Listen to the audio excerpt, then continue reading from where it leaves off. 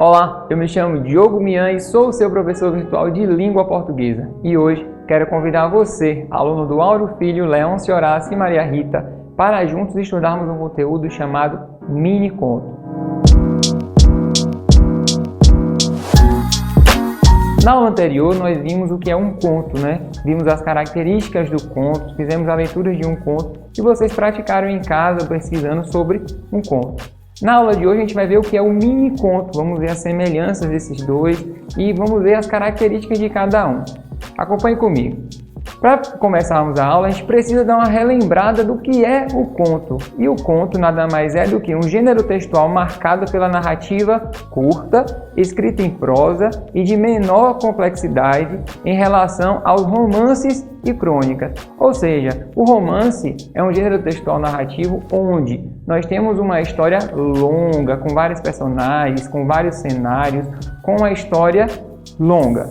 Já a crônica, ela tem uma história também um pouco maior, mas não se compara com o romance. Já o conto, nós vimos na aula passada, que é uma linguagem o quê? Mais simples, objetiva, onde nós temos ali um desfecho daquela situação, onde a gente tem um clímax, onde a gente tem uma narrativa mais curta e uma leitura mais dinâmica e rápida.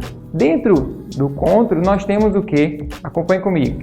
O gênero literário conto, ele é estruturado como uma narrativa simples que envolve apenas um conflito. É comum que no conto apresente um enredo, um espaço delimitado, tempo marcado, poucos personagens e presença de narrador. Então, dentro do conto, nós temos todos esses aspectos aí. Nós temos um enredo mais objetivo, mais claro. Nós temos um espaço delimitado por ser uma narrativa curta, então vamos ter ali um espaço delimitado.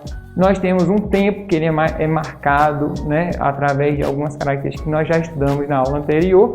Poucos personagens, muitas vezes, às vezes tem um personagem, dois personagens, e olhe lá, a depender de como se passa essa história. E os narradores, né? Quem são esses narradores que nós estudamos na aula passada, mas que no mini conto vamos ter também? Quem são eles? Vejamos. Temos aí o narrador observador. Caso vocês tenham dúvida do que é o narrador observador, volte na aula de conto e relembre, né, que nós temos ali o narrador observador, é aquele que ele está ali narrando a história, mas ele tem conhecimento de coisas da vida do personagem. Já o narrador personagem é aquele narrador onde ele conta a história, ele narra a história, mas ele participa também da história. Ele estava lá no momento em que aquela ação aconteceu. E temos o narrador onisciente. Quem é esse narrador onisciente? O narrador onisciente é aquele que ele sabe do passado, do presente e do futuro daqueles personagens que estão inseridos na história. Então, no mini conto, nós temos também a presença de características de narrador. Vejamos, mini conto. O que é esse mini conto? O mini conto, ou microconto, ou nanoconto, como são chamados por alguns estudiosos, é uma espécie de conto muito pequeno. Então, como o próprio nome já diz, mini conto. Se o conto ele já é pequeno comparado com o romance e com a crônica, o mini conto ainda é menor. Então nós temos aí, no mini conto, muito mais importante que escrever é sugerir. Como assim, professor? Muito mais importante que escrever é sugerir. Ou seja, o narrador, o escritor, ele vai colocar ali em poucas palavras, em uma frase, duas frases, uma história onde ela vai acontecer aonde? Aqui, na nossa mente, porque a gente vai utilizar de conhecimentos prévios para que a gente entenda aquela história e deixe a nossa mente fluir, a nossa imaginação fluir de acordo com o que está escrito ali, através de poucas palavras. Temos aí, deixar com o leitor a tarefa de entender a história por trás do pouco que está escrito. É o que eu acabei de falar para vocês. Fica para o leitor a imaginação de toda aquela cena que foi descrita em apenas poucas palavras. Seguindo, ou seja, o mini conto é um conto de extensão mínima e mesmo microscópico deve conter ação, personagens, cenário, mesmo que implícito. Ou seja, esse cenário ele pode acontecer tanto de forma implícita ou de forma explícita. Nas poucas palavras que você ali escreve, você pode colocar esse espaço. Professor, como assim? De que forma? Vamos ver em alguns exemplos aqui, vai ficar perceptível aos olhos de vocês. Vejamos o primeiro exemplo, onde nós temos aí um mini conto. Vamos lá. Temos O Favelado. Esse é o título do nosso mini conto. Foi roubar bombons e levou bala. Esse conto é de João Batista dos Santos. Vejamos, qual interpretação vocês tiram daí? Começando pelo título, O Favelado. Quando eu escuto esse título, quando eu leio esse título, isso já me remete ao quê? A uma pessoa que mora numa periferia, uma pessoa que mora numa favela. Aí a gente já tem todo um conhecimento prévio do que é uma favela, seja de vivência realmente, de ter frequentado uma favela, de ter conhecido, ou daquilo que vemos nas televisões, em livros, em revistas, jornais, enfim, na internet. A gente já tem um conhecimento a respeito do que é uma favela, do que os moradores de uma favela podem vir passar. Então a gente tem toda uma dinâmica. Então, só na leitura do poema, do mini-conto, a gente já consegue identificar. Olha, o favelado, então vai tratar aqui sobre uma pessoa de comunidade, vai tratar aqui sobre algo relacionado à favela. E aí vem, né, nosso texto, nosso mini-conto, onde tem: foi roubar bombons e levou bala. E aí? Qual a interpretação vocês tiram disso? Como é que sua mente funciona no entendimento desse mini-conto? Então, ele foi roubar bombons e levou bala. Que tipo de bala ele levou? Será que ele levou aquela bala que a gente ingere? Ou foi outro tipo de bala? Aí a gente consegue imaginar essa cena, onde ocorreu esse roubo. Como é que ocorreu? A gente consegue, né? Isso transcende, leva a gente para algum ambiente, onde pode ser numa bomboniere, pode ser num supermercado, pode ser numa farmácia que venda bombom, pode ser nessas lojas que vendem chocolate. Então a gente imagina, olha, o favelado, ele estava passando na rua, resolveu roubar um bombom e levou bala. E que bala a gente já pode interpretar também, levar a ação de que, se for uma bala da polícia, por exemplo, a gente já imagina que pegou um policial ali naquele momento. Então perceba como o mini-conto, em poucas palavras, ele transcende, ele vai além, ele deixa para o leitor essa toda dimensão de interpretação. Vejamos outro exemplo. Temos aí um mini-conto de Bruno Duarte, intitulado como Marcas. Observem bem o título, Marcas. Vamos lá. Quando era bebê, se parecia com o pai. Agora, quando bebe, também. E aí, qual relação vocês fizeram do texto abaixo com o título Marcas? Quais marcas ficaram nessa pessoa?